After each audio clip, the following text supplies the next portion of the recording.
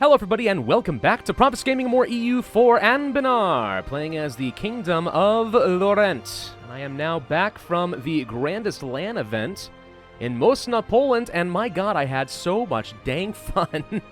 All I want to do is play a lot of EU4 in my spare time right now. Unfortunately, I have noticed that the series is not getting the absolute best viewership, which is highly disappointing, so I think we'll go on for like another week or so, and if it revives, you know, great. If not, then okay, we'll move on to some other stuff. But I will say I'm really enjoying this mod so far, and I do really want to continue playing more EU4 on this channel, maybe go for some more achievement runs and so on. So hopefully you guys can give me some helpful feedback on how to continue going. One thing I did learn, though, as I was sitting there during the grandest LAN event, is, my god, everything I think I know about EU4, I am still only scratching the surface. The people who have several thousand hours in this game, man, they can and do run circles around me. It's almost kind of sad, because I really try hard. Trade protection against BPEC. Okay. I think we're going to go ahead and continue working on some extra production. I do want to continue making a fair bit of money. We do have a lot more force limit that I could be making use of for our army. And I think I need to find a way to get to war with the Emperor, Westham. He's getting way too strong, in my opinion. Way too much stuff being taken over here in my own territory. I don't have the aggressive expansion to really support massive conquest, but I wouldn't mind at least weakening him and possibly releasing nations that I can conquer later, or at least throw under my sphere of influence in some way. People are at war with BPEC, huh? I guess I will accept giving you guys all military access just so I don't upset you. But I don't actually care that much. I am going to try to keep leaving the game on at all times, if I can. Just because I don't like... I'm trying to learn how to play the game and not pause, if that makes any sense.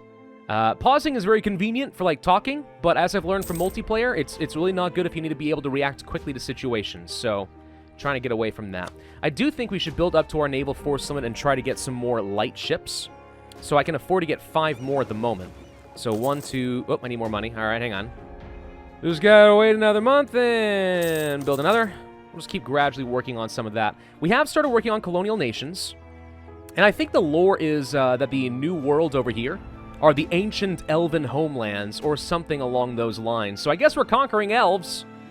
Primitive elves or something. That's kind of fun. I did find out where Vanail is colonizing. They're all the way down here for some reason. Like, way down here, which is kind of a bizarre choice. Because in East Effile, or whatever it is, the money flows up here, and then up over here. It's like kind of a roundabout way, whereas at least in Sela, where I'm colonizing, it's going directly toward my node. Let's see, a claim on Orston. I have no idea where the heck that is. Orston, located up over here. Oh, hello. Exwes. We could get a claim, I suppose. They get diplomatic insult and they lose opinion. Do I really care that much? Maybe. I mean, I've been trying to keep these guys out of a coalition, but it looks like they may lose this land to BPEC anyway. So this may just translate into a claim against BPEC eventually.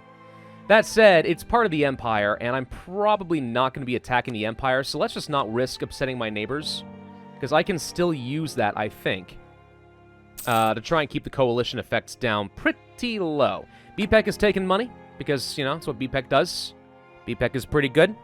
Let's try improving with some, like, neighbors, I guess, or something. I don't know. Just try to get people not to hate me for a while. Also hurt me. Westham is once again the Emperor. Really wish you guys would stop electing him, gosh dang it. I mean, they're considering voting for other people. I wonder what would be involved in me trying to become the Emperor myself. That would be kind of fun. It's going to be a little while, though. A couple more of those ships. That should be all of my force limit at that point, so okay. A little bit more control would be nice, and you know what? Actually, something we could do that might improve my money. We can test this real quick. Something I'm realizing, I really do not use edicts enough. I often just totally forget that they exist. But I think it might make sense to try doing some local trade power. Yeah, it's going to cost me some additional state maintenance, but if it greatly increases my income, I think it's worth it. So let's try doing protect trade, which gives me a lot of local trade power in the state. In this area, which is where I'm collecting. So that could translate into a fair bit of extra money. So let's see, I'm making 16.85, 17.41 in trade is going to become a fair bit more. Yeah, that is worth it, I think. That actually works out pretty nicely. Perfect. Okay. Let's see, do we want to go for some Diplotech? We're still ahead of time. I think we just go ahead and keep going. We can also get our spy network construction and improve relations to improve. which is helpful. And also we can expel minorities for super cheap. Just freaking get out of here. Speaking of minorities, I did realize, looking around at some territory, there are modifiers in some places, like here. Dwarven minority coexisting large. So I guess that's the race that is the minority, and then they're coexisting as opposed to the elves, which are integrated, and the larger it is, the more of an effect. So, like, there's some interesting modifiers here. I'm not sure how you control it, or if you even can. But that's pretty cool, if you were to ask me. Alright, so we're still just kind of moving some troops around in preparation for the rebels. Cocos Islands and stuff, okay. Marital bliss, gain money, gain prestige. Sure, I guess I'll just take money. Where are things like the Cocos Islands in this game?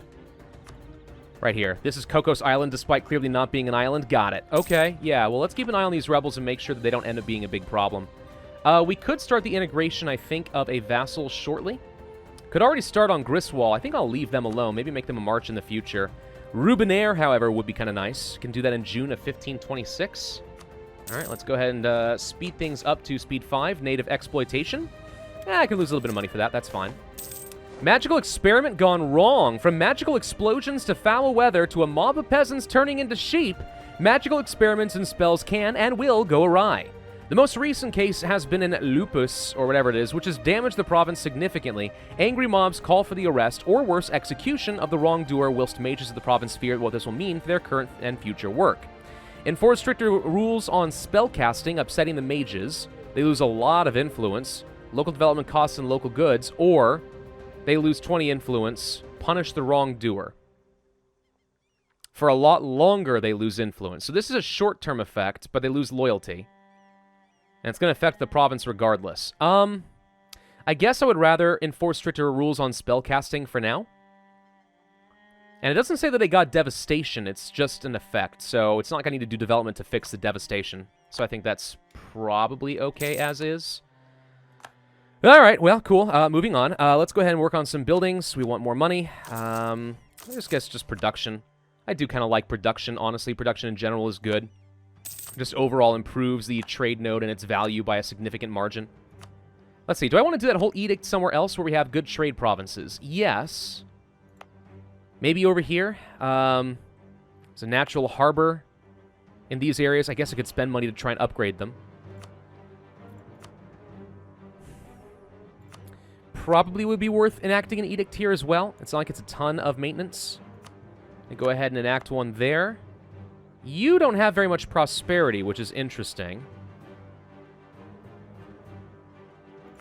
Huh. No devastation, though, so I think we're okay. Let's go ahead and do protect trade here as well. So we're increasing our state maintenance by a fair bit. But I'm taking the risk here that we're going to see an increase in income just from trade and collection capabilities here. Which I think is going to end up being correct. I really don't use them very often, but yeah, sure enough, there we go. Even with the extra state maintenance, that's a lot of extra money coming in. It's perfect. Yeah, I'm learning so much more about the game. I'm realizing where I'm going wrong and what I'm not doing properly. By the way, let's go ahead and raise up that army maintenance before it becomes a big threat. Where do I not have any risk of rebels? Let's move you guys over here because I do not want them getting stack wiped. So if we just move over a province real quick, that should be safe. We'll get our maintenance up. Get a general. I guess I could have put myself in charge with the shock value. Sure, all right. Let's have the super shock. Do I mostly have infantry with reasonably good shock value and cavalry. I don't have an absolute ton of cannons in my armies yet, so I think shock value is still more advantageous to me. Do I want the nobility to be loyal? Sure, why not? That seems fine. Yeah, I'm good with that. Absolutely. All right. Stupid rebels, where are you? There they are. Found them. Okay, we have good enough morale. I think we can stop this, and if I can prevent them from sieging down the province, that would be preferable. It is farmland, so it's good territory to fight in. I'm going to lose the prestige and not the power. That is a closer fight than I expected it to be. The river crossing certainly helps, but we're going to be fine. Got it. Okay. Any more rebels to worry about here? Not at all. So what we're going to do is take you guys, split you up, and send you guys back home in preparation for some sort of a war. At the very least, maybe we can seize some money from somebody. Humiliate a rival, I don't really care. Anything will do just fine, please, and thank you. All right, go home. Turned unlawful territory, BPEC. Yep, that would be a thing. Okay, so can I start the annexation of you? Yes, I can. Let's go ahead and work on that now. No reason to hold off. New colonial nation, Nur Ionidar. kind of a cool name, I suppose. Sure, I guess we'll go with that. We have our colonial nation. Ba-boom. Okay, so I guess these do count in the same zone, so perfect. All right, so 2 more colonies are going to be adding in some power there. What we should do is start subsidizing these guys. I assume they have, yeah, expansion ideas, so they definitely have a colonist. So I want to make sure that these guys feel like they have the money to go ahead and continue doing the colonization game for me, because I don't want to waste a lot of time. Pearl's Edge is encroaching on some territory. Not a fan of that, but okay. We're going to give you a couple of ducats a month for a while, and that should assist in their efforts. Do we want to go for the global settler increase? We are still 5 years ahead of time on tech, so I think the answer is yes.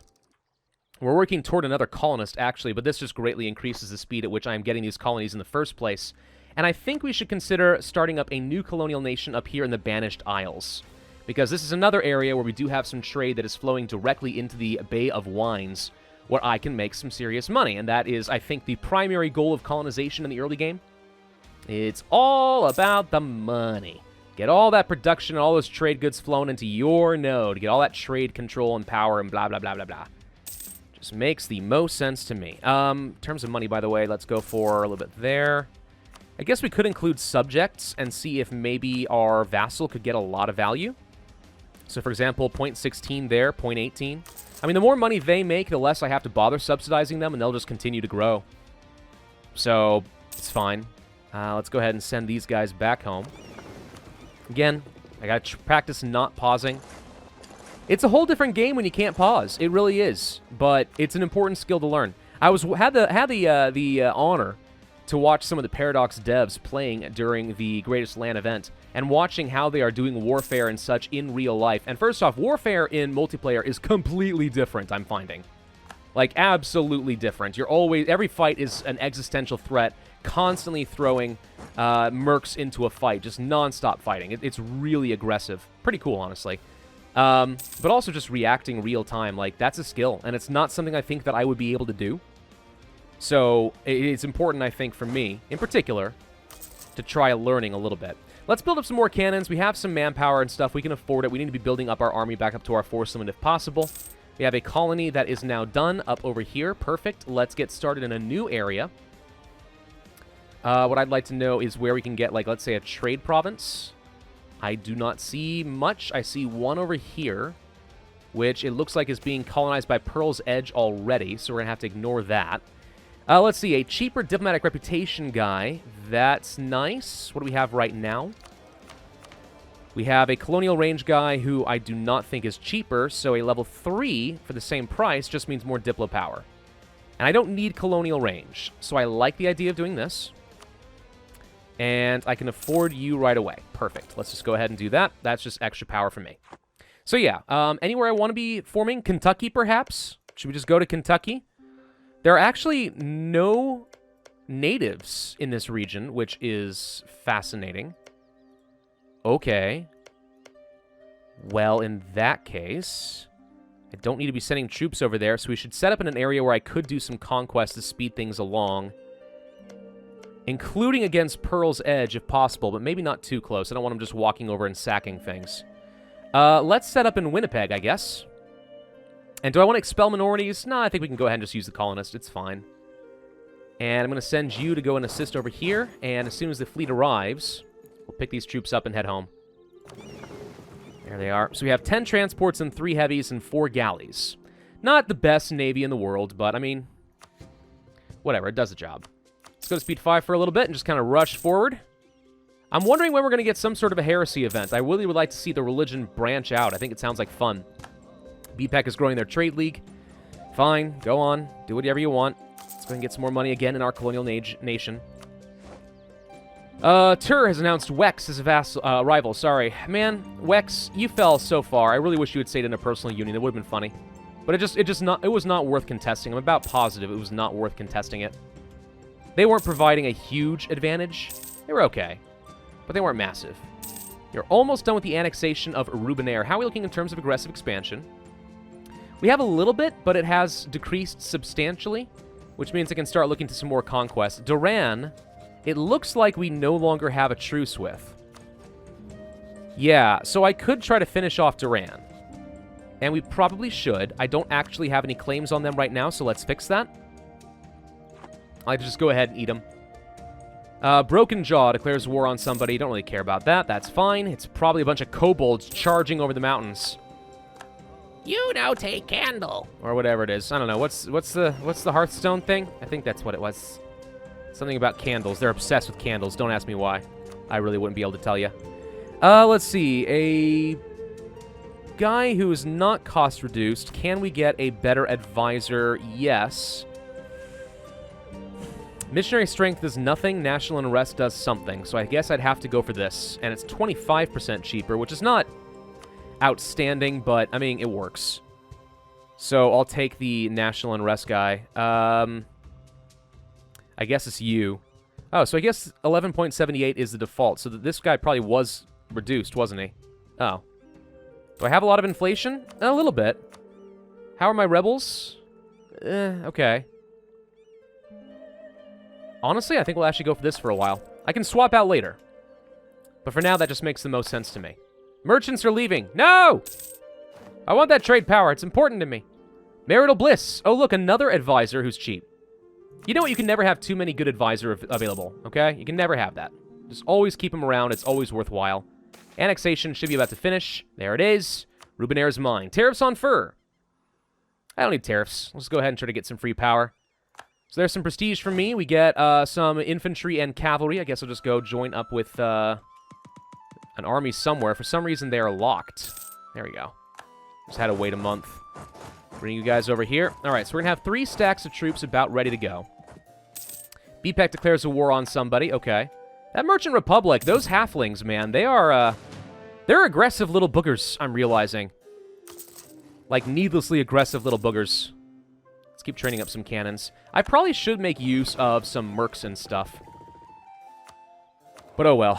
Okay, so how are we doing? No signs of pirates as far as I can tell, so we don't need to be protecting against pirates. I guess I could use hostile trading if I wanted to get some claims on people a little bit faster, but right now I think we're fine, so the extra trade value is okay with me. Over here, I think we could make the argument that another edict would make sense. It seems a little bit too far downstream. Maybe that's not true. Okay, maybe scratch that. Where can I get some good territory? I can if I take Duran's capital. Let's go ahead and get a claim there. That's probably going to end up being worth a fair bit of aggressive expansion. Who are you allied to? You are allied to Salarin, which is this little one-province guy right over here. Do I have a claim on you still? I do. It's part of the HRE. Sorry, not HRE. The Empire of Anbennar. So, conquering it is slightly an issue. I need to find a bogus war. You know what I could do is try conquering some natives, too. They can't do anything, because they're on an island and probably don't even have any ships. So I might be able to just kind of have a bull war, a BS war, while I just finish that off, and then I just come over here and I kill them. And I work toward a faster colonial nation, right? Yeah, I think that makes sense. Ideas. We can finish this off. Naval Force and Modifier. I think we need to start saving up for some tech. Do we have the institutions? We do not actually have colonialism yet. Hence why we have a 28% tech penalty. So I probably should save some money to get this before I grab any tech. We'll save up our monarch points. Still holding off on the Explorer. Don't need to do any of that right now. Curtail the Wine Lords. I would love to do. Halfling suzerainty. Yeah, there's a lot of stuff I still need to be doing here. It kind of is sad that I'm going to have to end this campaign kind of prematurely. I'd like to take this further, but, you know. It's just how it works, guys. If people don't watch shows, then I'm going to have to stop at some point, right? You know? I'm kind of at a point where playing for the sake of it and not thinking about business is not really smart or advisable. So I have to start thinking about my bottom line, and if people aren't interested and they're not showing up, then that means that in order to give my audience what I want, I need to move on to other things. So it's unfortunate, but I actually think Anbennar is really fun so far. This is pretty cool. West Ham declares a war on Ilisin. They're trying to take more land where I want it. Gosh dang it, would you please stop? Guaranteeing the independence of Salarin. We probably can go ahead and start spying on these guys as well and go for a claim. That could be another opportunity for a BS war, especially while they are distracted. Because I know... Actually, we already have claims on them. We could ignore Duran for a bit. And instead just try to jump on this while it's cheap. That could be a good idea. Let's go ahead and start moving some troops into position. I think maybe the answer to that is yes. Well, or is it? I really don't like how aggressive this emperor is. This is a really aggressive emperor. My army maintenance is apparently way too high, and I'm kind of surprised at how much it's affecting me. Let's mothball some forts, because this should be an easy war that doesn't cost me anything. I think we may stick with the original plan and just go for Duran. There's not a whole lot I can do on this front, I don't think. Well, I take that back. We could get to this capital fort. Who would I be fighting? Somebody really far away that we don't care about. Lassian's this tiny little nation right here, who would never be willing to be a vassal, so I don't see a point in allying them because they're an easy person to kill. Yeah, forget the claims here. We've already got a couple. It's going to take too long. So I could ally them, and this would actually be an opportunity to go against the Emperor. Quite possibly I would be able to eventually make you into a vassal. But an easier way to do that is just to conquer you. And if I make you into a vassal, that actually is another way to get into a war with the Emperor. On my terms, which is good. So I think we go ahead and declare this war. These guys can join if they want. I don't really care. Let's go ahead and put my leader in charge with that super shock and siege value and try to get directly into their capital. We'll go for the fort here, so no one else can get to it.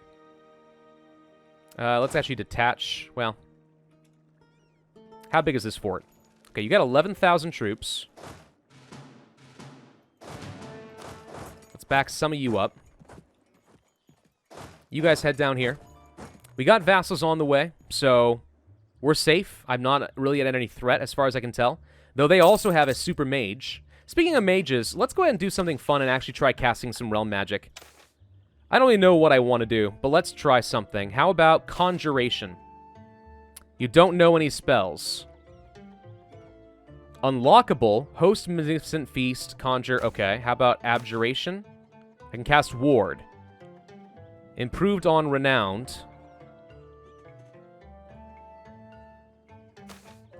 Divination, I don't know any spells. Enchantment, I don't know any spells. Evocation, I don't know any spells. So literally the only thing I can do is ward. Okay. Defensive wards can come in all shapes and fashions. Ward, red fort, defensiveness, defensiveness. Okay, so there's actually no point in me casting realm magic right now. Okay, can I study some magic then? Let's try studying conjuration. I can spend some more on the effort and we'll be studying magic for 5 years. Or spend money. Power or money? I'm going to spend the power because I don't have the money right now. I don't know if this is the right call, but I'm curious what it does. I just want to find out how this is going to work, you know? Could be kind of fun. All right, let's get a leader in charge. No alliance with you. We want to intercept the mage and kill them before they become a threat to lose some prestige. Improves the chances of increasing the spell school level after study is over. Okay. It doesn't say there's a danger exactly. It's just... yeah, let's take shortcuts in schools, and apparently that increases your chance of learning something. I would have thought that it decreases it personally, but no. You would be wrong. Let's go ahead and send some cannons over here. We're going to try to speed this along a little bit. Okay, he's sieging some land down, but I don't really care. Let's see. Over here, I'm going to pull back the cavalry. Really no reason to let them take any damage. We're about to intercept the army. We did kind of walk into some slightly dangerous territory, but we're fine. Rolling okay, even against that mage. You don't really have anywhere to go, so this should turn into a stack wipe now. Of course it isn't. Spend money? I don't have money, so sorry. Okay, there we go. That's easy. And I guess I'll just go ahead and drill for a little bit. There's nothing to do. Just sort of sit back. Okay, we got the Siege of Wineport. So the question now becomes, who else are you fighting? So you are fighting me, plus it looks like a couple of people. Kind of hard to tell who else. We got the Emperor, definitely. Woodwell is in this. Bpec is in this. It looks to me like the Emperor brought in, like, a lot of allies. Like, shockingly, a high number of allies. And I also can't turn you into a vassal. So we're going to have to take land. That does translate into a fair bit of aggressive expansion. Fair bit. Duran doesn't matter. Salarin doesn't matter. I can just declare war on Duran immediately and hold on to that for a while. Though again, that translates into a lot of aggressive expansion, so ick. It's frustrating how much the aggressive expansion is affecting me, but okay. We'll take some more reps. Can't take that much money, apparently. Fascinating. Honestly, I think I might prefer to just have straight cash. Could have you release nations. But that would cost me diplomatic power, which I don't want. How far off are we on this? Fair bit, honestly. I can get 170 plus your war reps. Which means every time you're taking out loans because the Emperor drains you of money, I get some money from that too. So that works for me. There is a chance of a coalition, and that's concerning. I think what we'll do to ensure a coalition can't fire is I will declare a war on Duran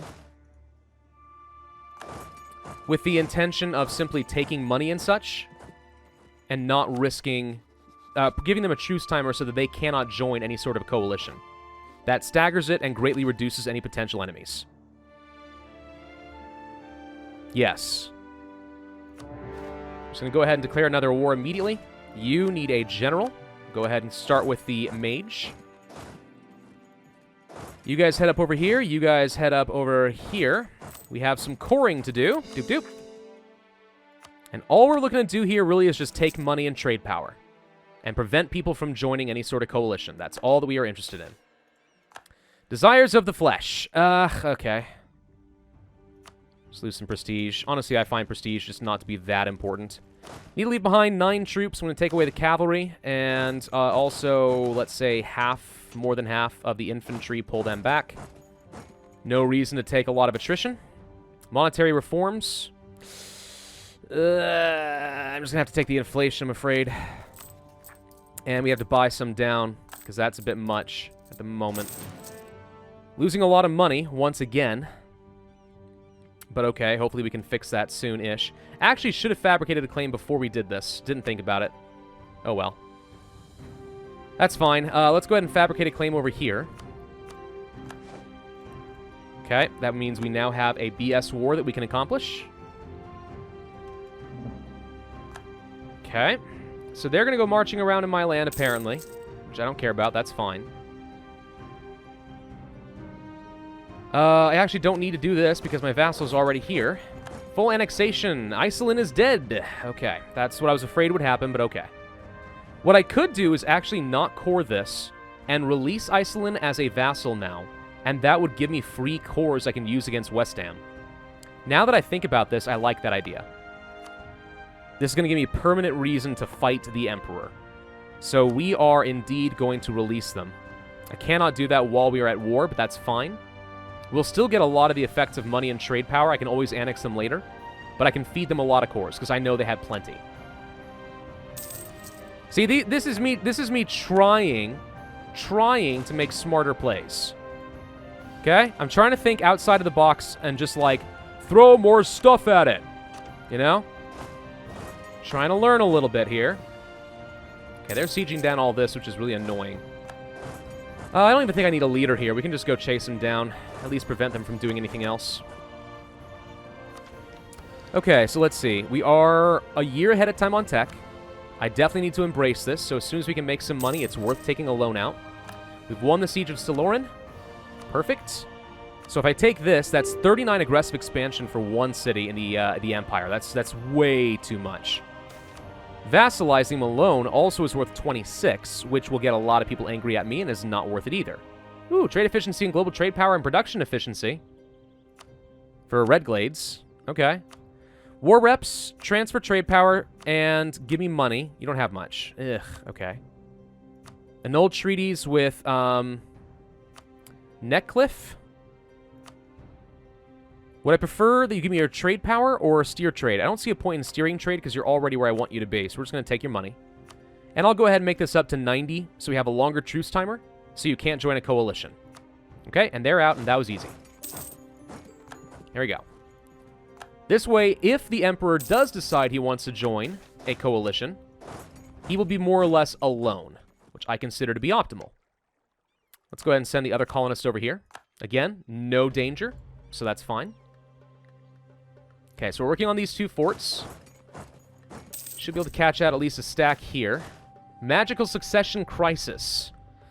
Within Anbennar and much of western Cannor, magical rulers have been seen as wise and almost divinely chosen. A noble within our realm wishes to push his house in that direction and petitions us to disinherit his eldest in favor of a younger, more magically gifted heir.